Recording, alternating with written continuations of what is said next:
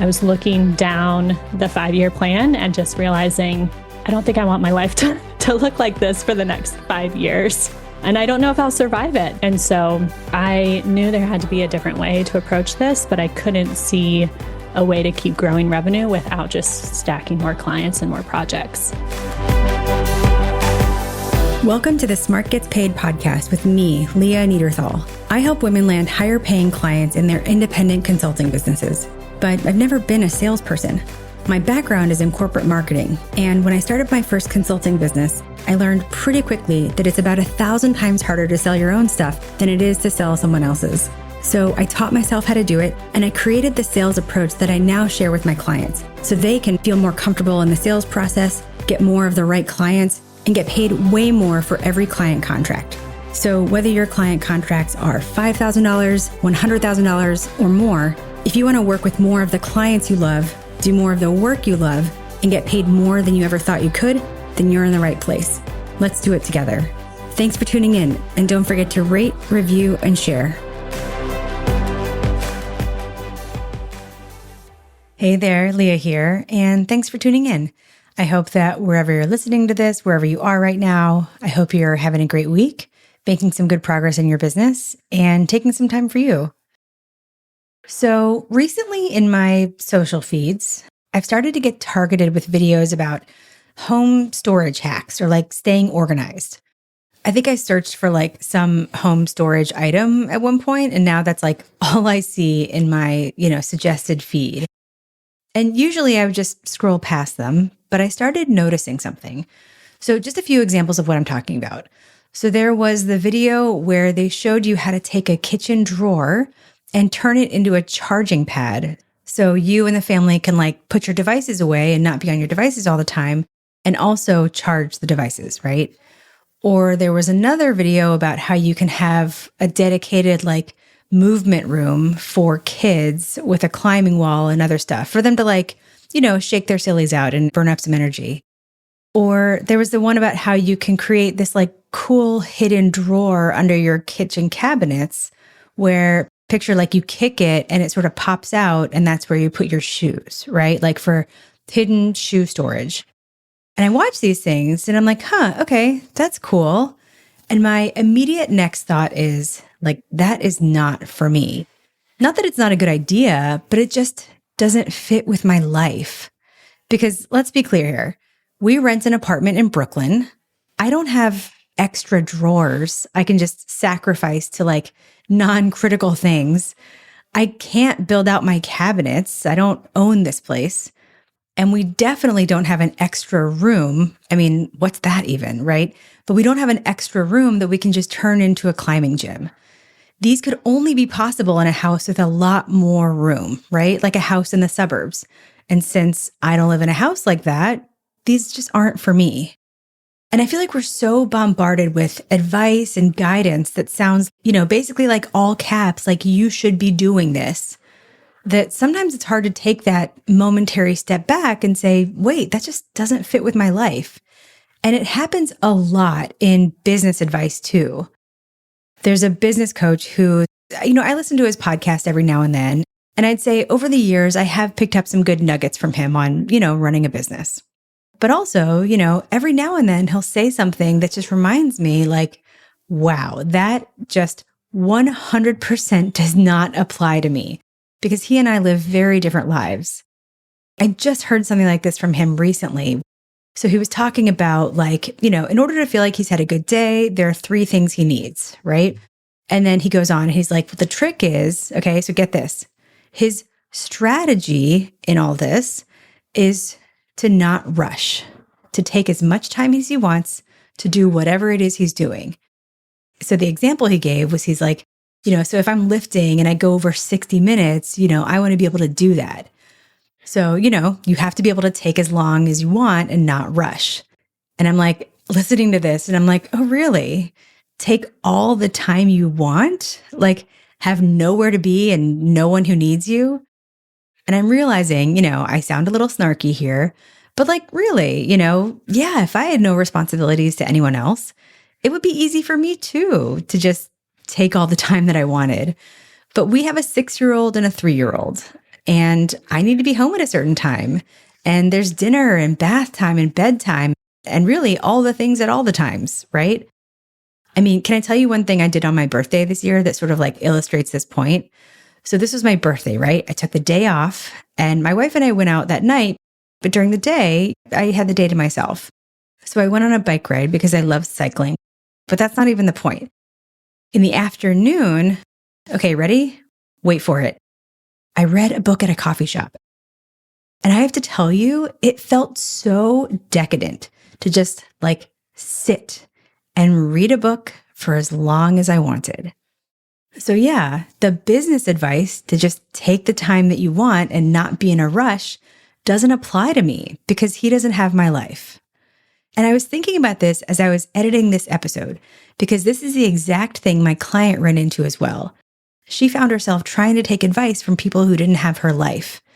And as you'll hear, her life went through some major changes that made it even more important to have a business that fit her new life.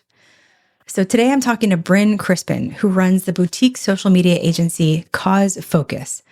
And early in her business, Brynne's world was turned upside down. And suddenly she had to take her fledgling social media business and make it the primary income for herself and her son.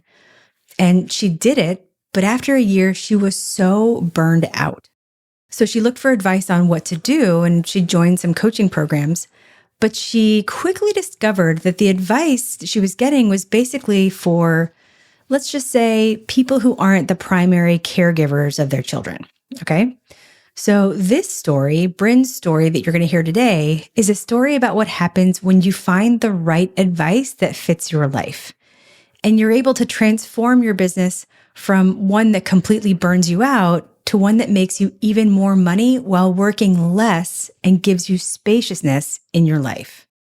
So take a listen to my conversation with Brynne Krispin, and at the end, I'll come back and share a lesson that you can apply to your business. And then hopefully someday soon, you'll partner with us to help you build your consulting business, and you'll come back on the podcast and share your story. Enjoy. Brynne, thanks so much for being here. Thank you so much, Leah. I've been looking forward to this for quite some time. Thanks for having me. Me too. Me too. All right, let's just start at the beginning. Tell the good people who you are and what you do. Absolutely. I'm Brynne. I'm a social media and thought leadership strategist for purpose-driven executives. I founded my agency, Cause Focus, about 3 years ago now to help leaders leverage the power of their own voice and expertise to build trust and influence with their audiences online. So we work primarily with subject matter experts who have tons of knowledge. It's just been collecting dust on a shelf, or they just don't know how to get it out in the world.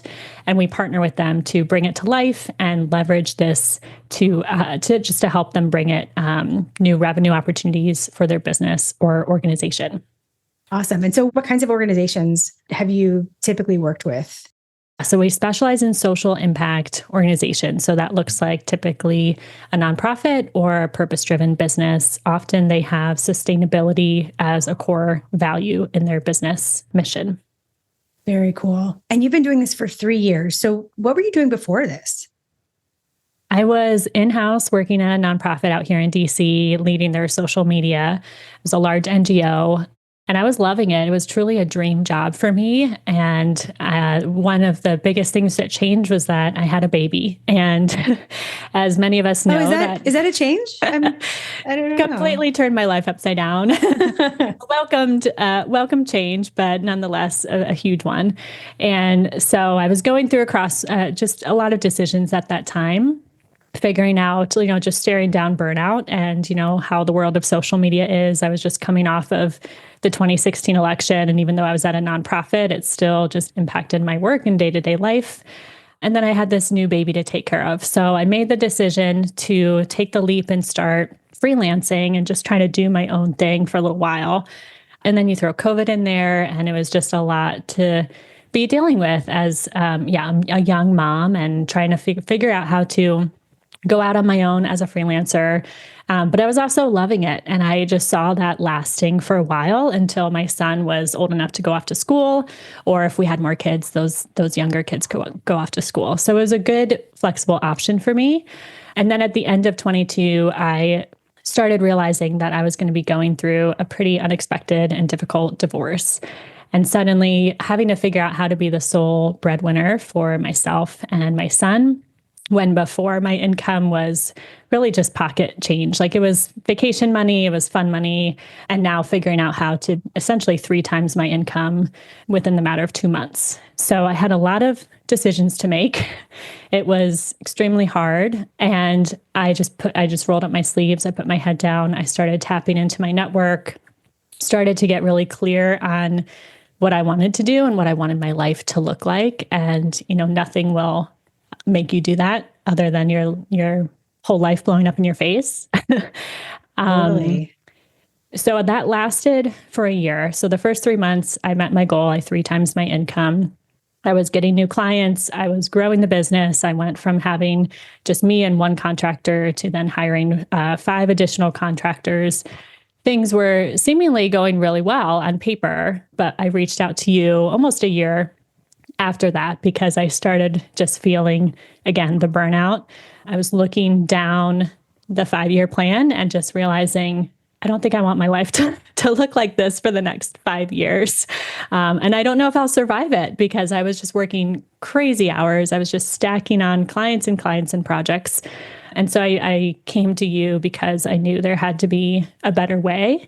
And I had tried other programs and coaches before and just felt like I was hitting a dead end because it was hard to find other women who had done this while also taking care of their family and their own mental health. And so that's when I got introduced to you and your program.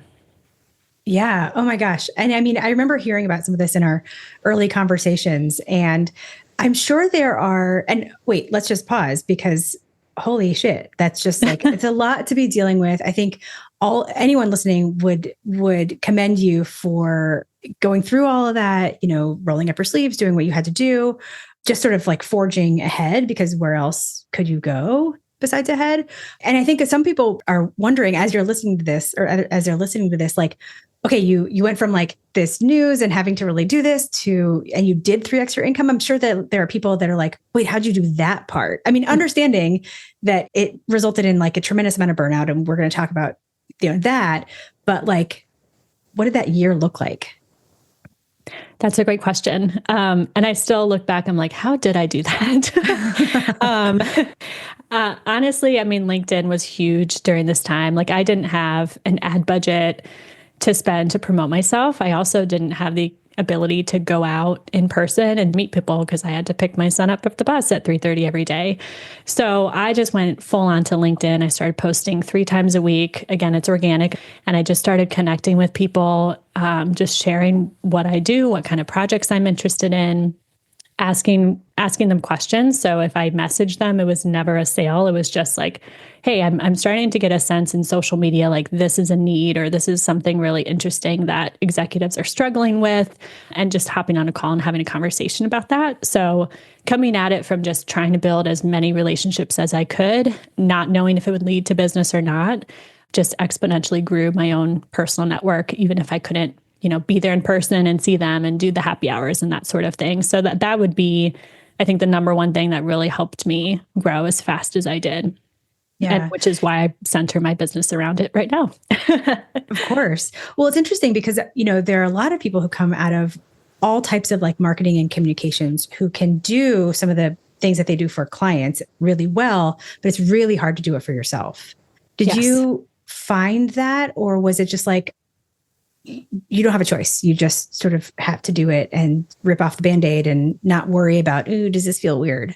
Yes, I was struggling on the cringe bus for a very long time with my own content. And I still do. It's so hard, which is why this program was so helpful for me to just kind of get out of my own way and treat myself like a client, so to speak. And so in the beginning, like my posts, I look back, I'm like, why would you say that? My posts were just like a shot in the dark, spaghetti on the wall.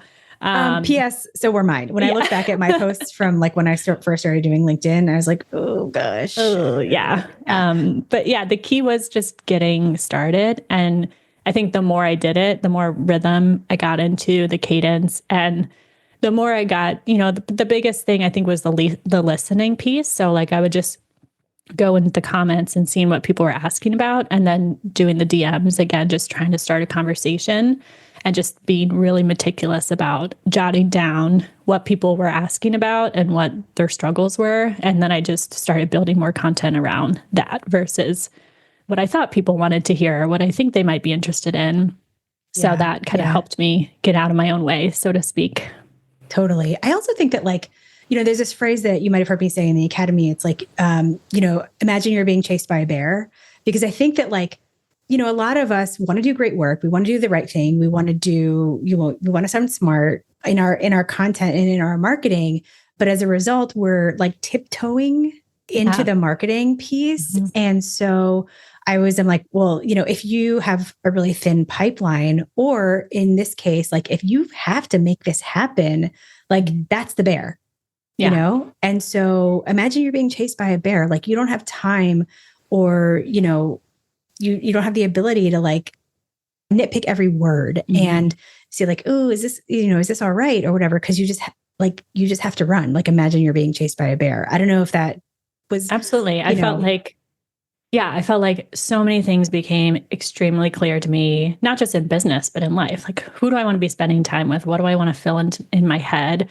How much time do I want to spend with my son? All of those things were so clear. So then why not translate that to business too, and say, this is the type of person I need to work with in order to meet this type of revenue goal. And how do I start connecting with that person? Everything else can go away. I don't need to worry about that.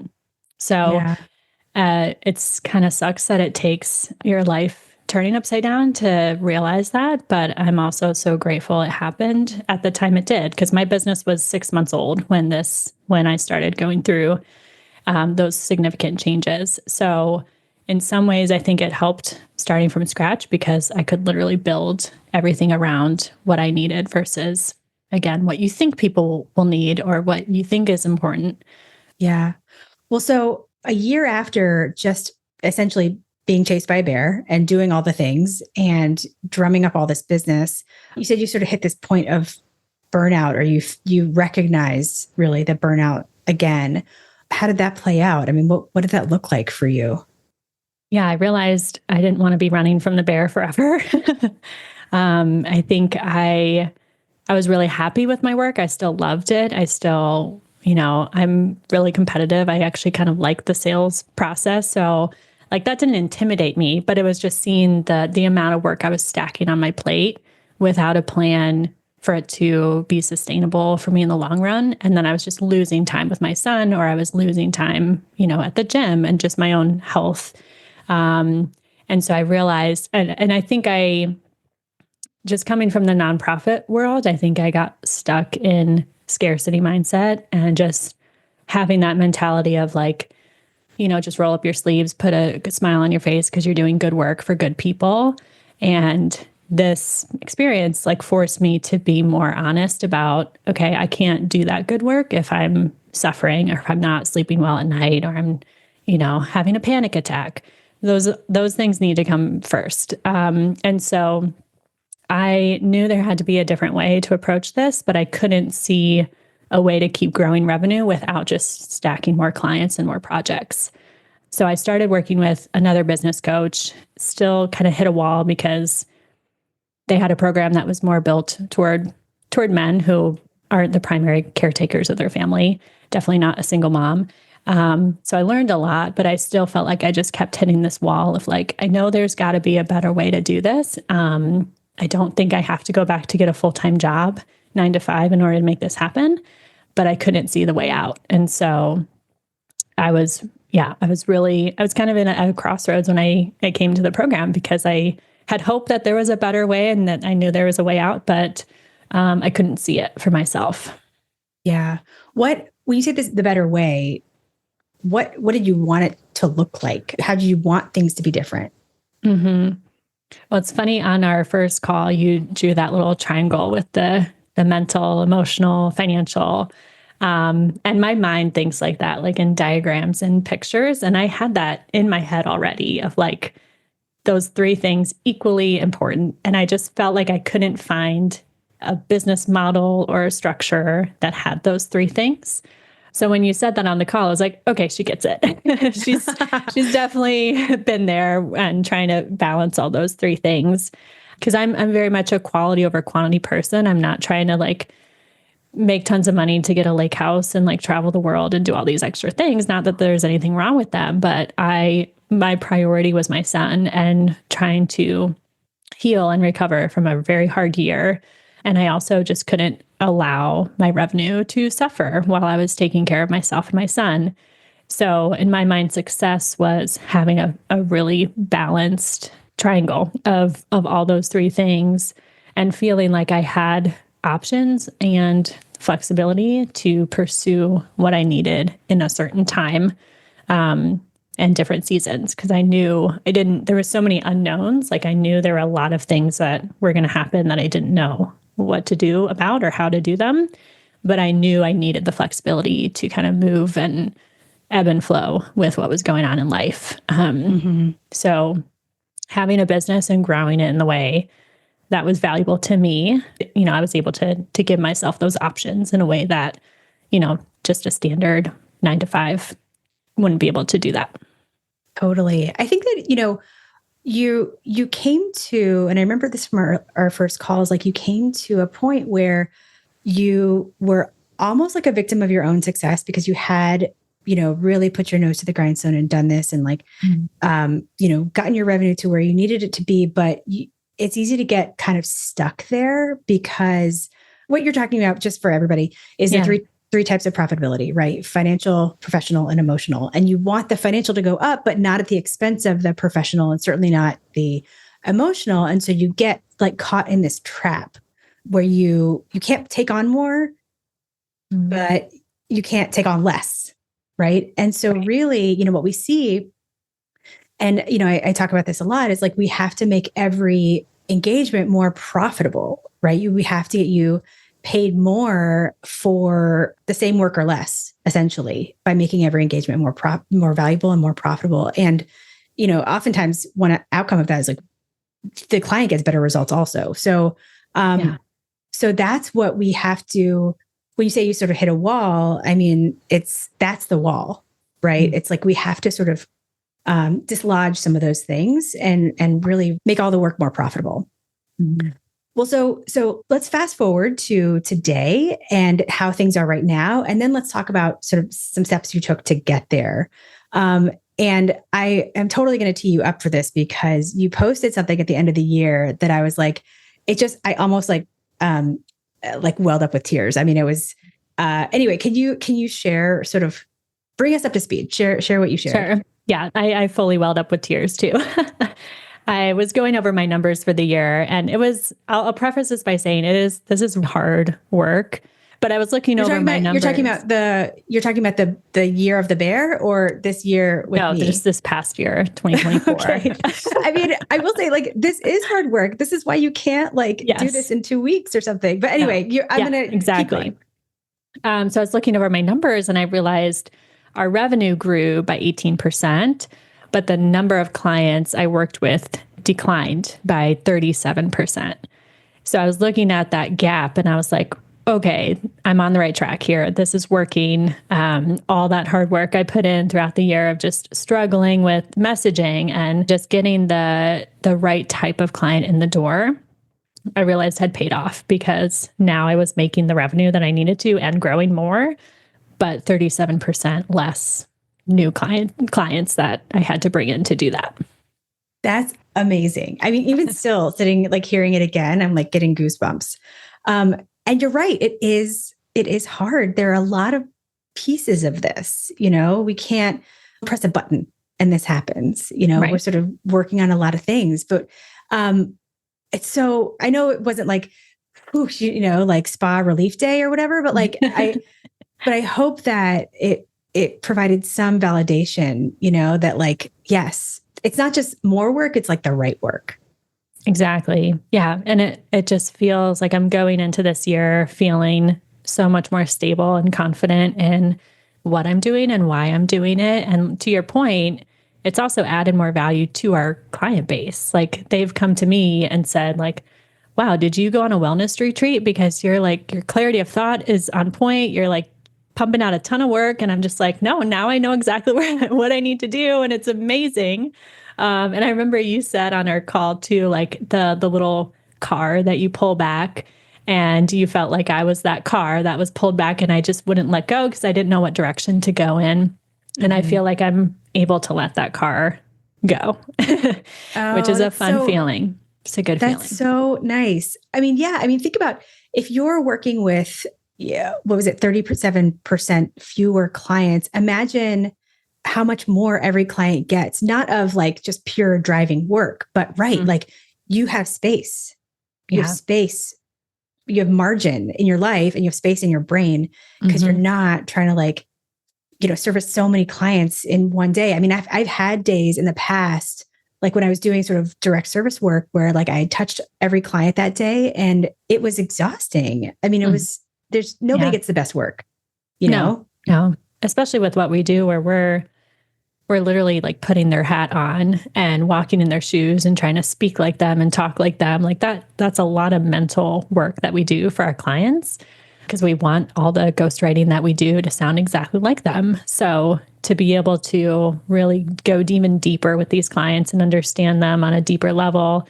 And now we're offering even some more like side services to complement what we're doing because it's in such a good rhythm that we can take on a little bit more with them or have those racetrack items to go on alongside. But yeah, it's been good for our team. It's been good for me and really great for the clients as well. So pricing yourself too low it doesn't just hurt you. It actually does hurt your clients. So that's a big lesson I had to learn this past year.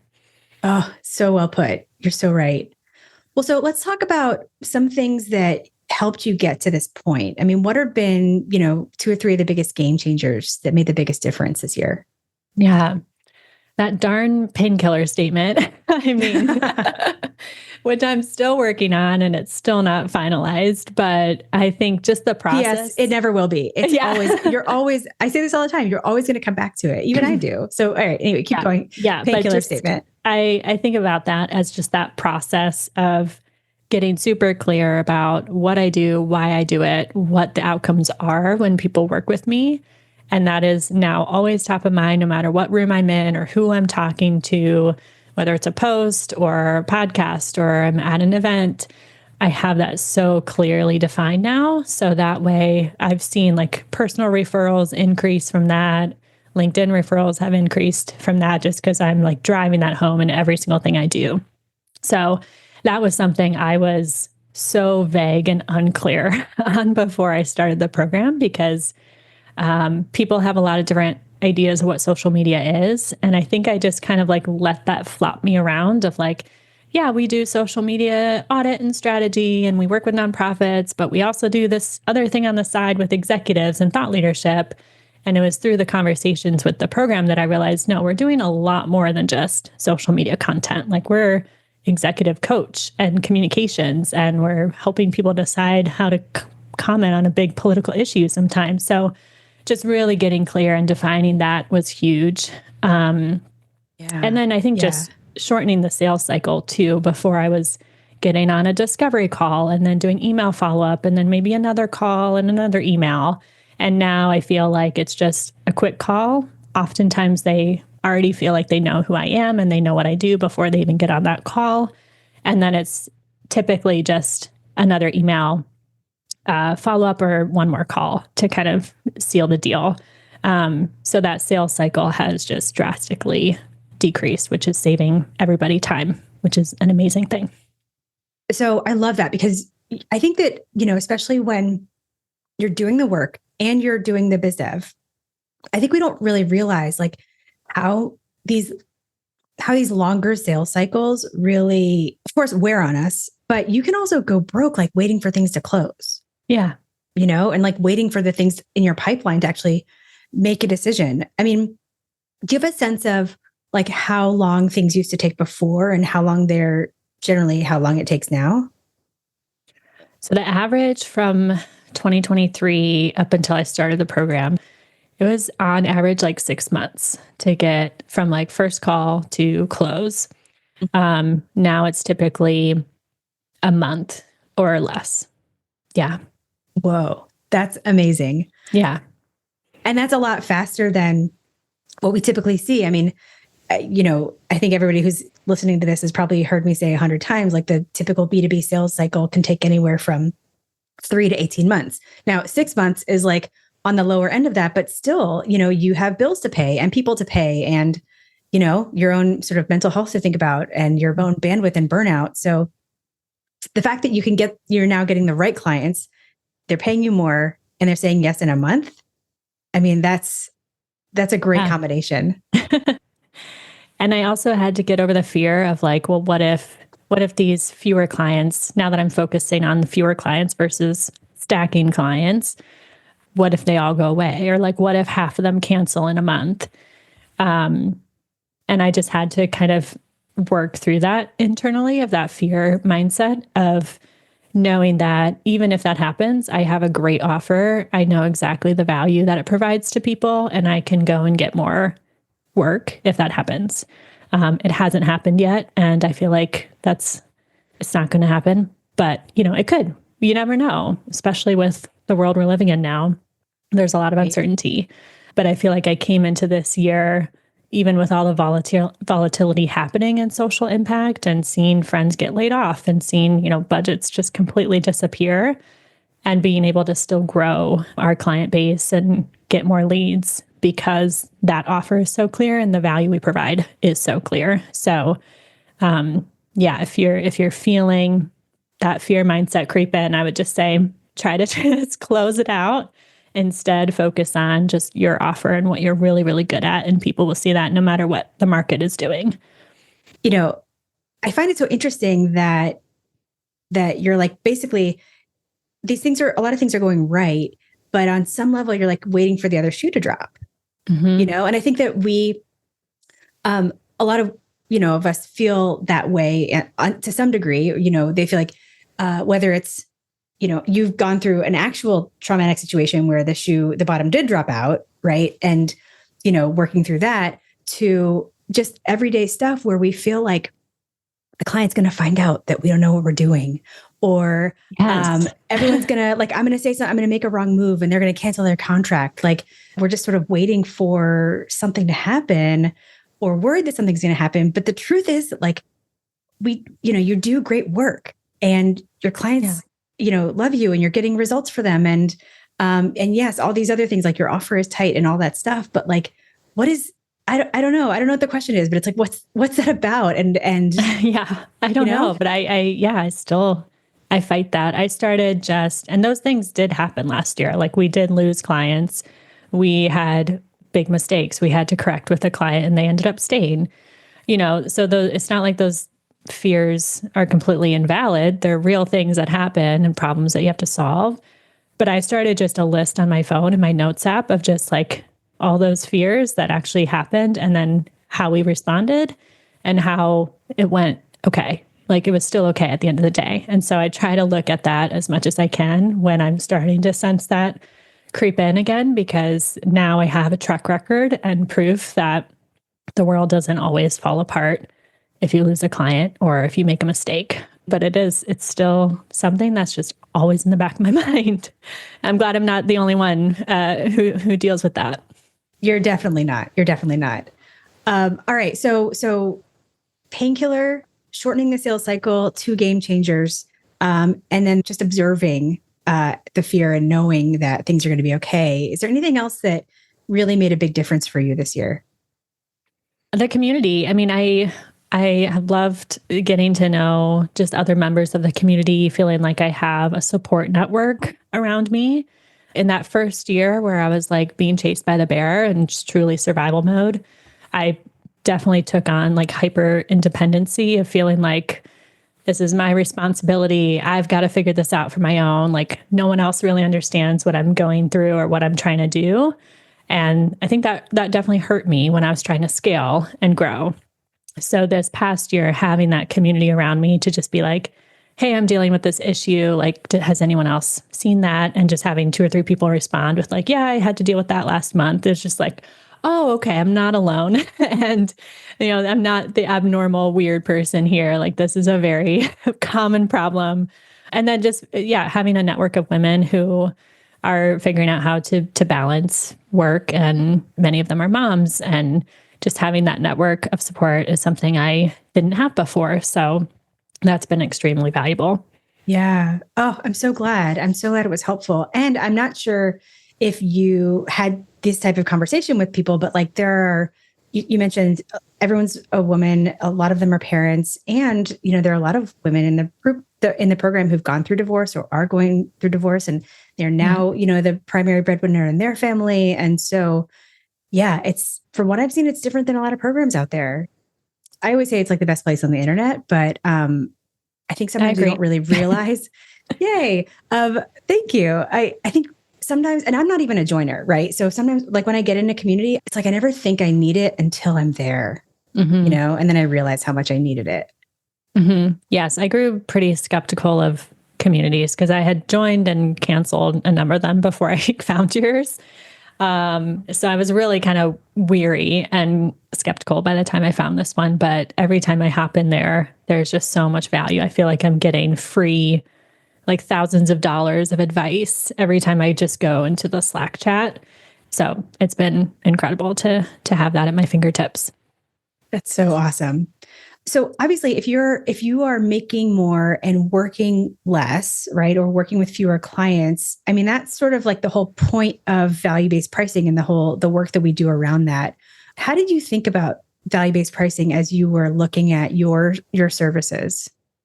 Oh, yeah, I think I had never taken the time to actually write out everything that I do for a client. I think I had got into the habit of just like the super high level and then wow them with other stuff as it comes along. But then that just hurts me because then it's, you're surprising and delighting the client with extra things you do for them, but you're not getting paid for it if you're not pricing it into your retainers.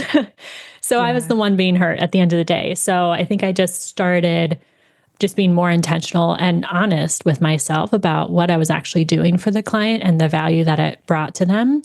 And I was worried still, and I still do get worried sometimes when I go to present this. It's like, no, this is way too expensive. What are you thinking? But I have not gotten a no yet since that, at least from the ideal client that I want.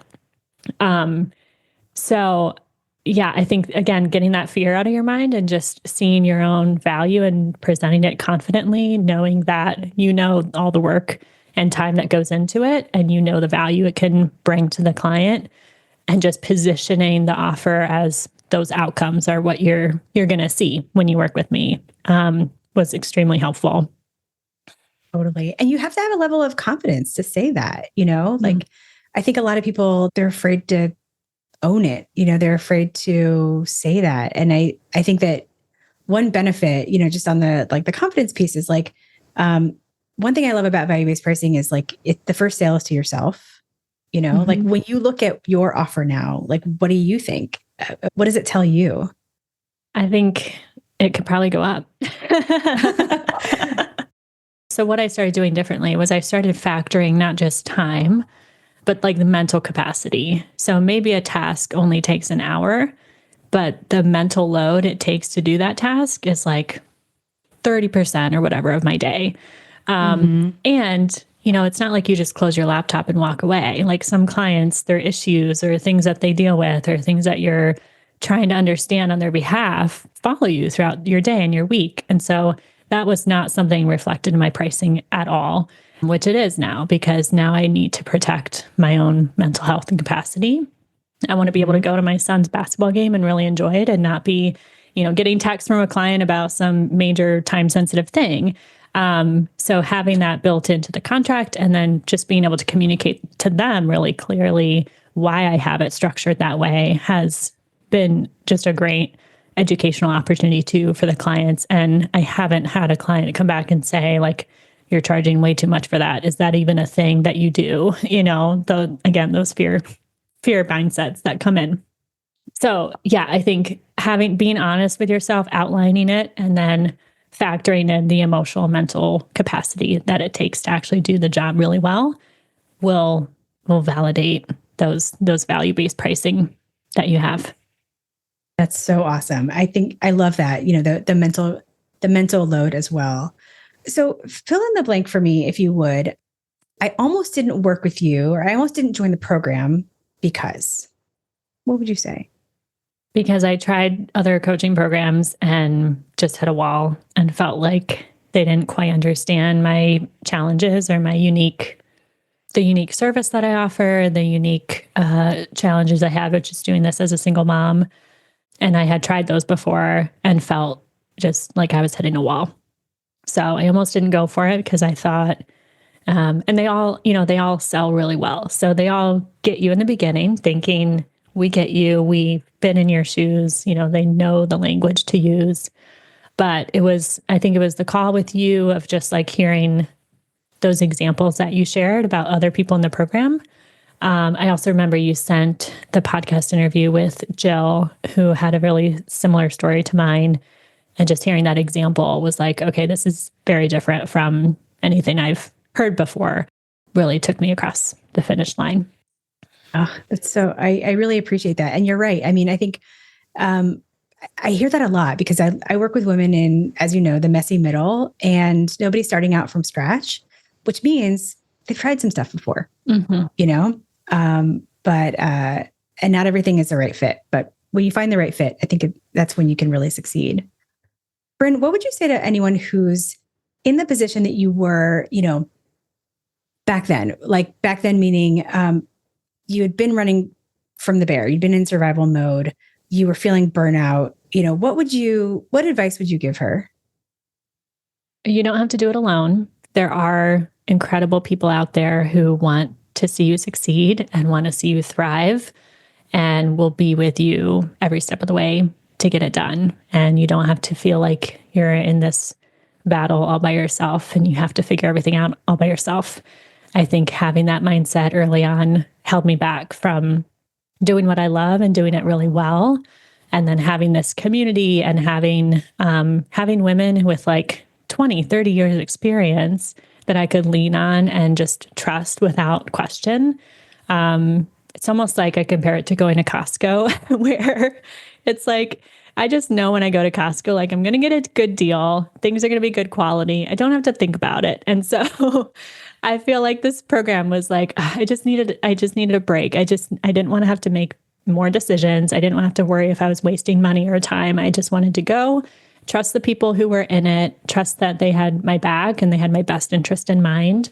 And it was a game changer for me because I think it came at such a pivotal time in the business where I really could have just kept going as I was and probably burnt out hard by this time, or I could make those really significant, hard changes, but necessary in order to grow it in the direction I actually wanted it to be. And that would be healthy for me and my son. So if you feel like you're at that pivotal moment, this is a great program and a great group to help you get there and get to the other side without sacrificing your own mental health and well-being. I love that. That's such great advice. Even if you didn't point to this program, but the Academy, the Costco of programs. Brynne, where can people find you? LinkedIn, please add me on LinkedIn. I'd love to connect with you there. Amazing. And what's your website? And you can also go to causefocus.com, and that's focus with a K. Awesome. Brynne, thank you so much for being here. This has just been so inspiring. Thank you so much for having me. What an amazing story, right? I mean, being able to increase your revenue while working less, and as a bonus, shorten the sales process from 6 months to 1 month. I mean, this is what happens when you find a place that fits your life with guidance from people who understand your life. I'm so happy for Brynne. And if Brynne said anything that spoke to you, please reach out to her on LinkedIn and thank her. And of course, if you learned anything from this episode, please share it with a woman consultant who might like it. So there are so many good nuggets here, and I want to pull out a lesson that you can think about for your business. And it comes from something Brynne said about value. So in our methodology, we help you implement value-based pricing. It's like literally the second thing we do when you get in the program. And we do that because when you can use true value-based pricing, that's how you can get paid more for doing the same work or less, because you're getting paid for your value. And I love what Brynne said about how the value isn't just what you do. Because, we often think about our pricing in terms of, what we do, right? This many meetings or deliverables or hours, or this project is this long or what have you. But as you heard Brynne say, there's value in how you think and what you're doing when you're not in front of the client. And when you use value-based pricing, when you actually implement real value-based pricing, you can incorporate that into your services and into your pricing. And it's impossible to do that when you're charging hourly or like a retainer, air quotes retainer, which most retainers are just loosely based on hours anyway. Like, could you imagine having a thing in your proposal for thinking time? There's no way. But when you implement true value-based pricing, you're getting paid for your value, not your time. So here's what I want you to take away. Your work has value beyond what you do and the time you're in front of the client. Your value is in your brain, your perspective, the clarity you bring, the way that you see things the client can't see, the way you help clients avoid costly mistakes, and the confidence you help build. And all of that is worth something. And actually, it's worth a lot. So if you've been underpricing yourself, if you've been basing your pricing on time or deliverables or how long something takes or what have you, I can promise you, you're not getting paid for the real value you bring. And when you shift to value-based pricing, when you learn how to do that in a real and practical way, that's when you can get paid more and work less, just like Brynne did. Because when you own your value, everything changes. And you deserve to be paid like the expert you already are.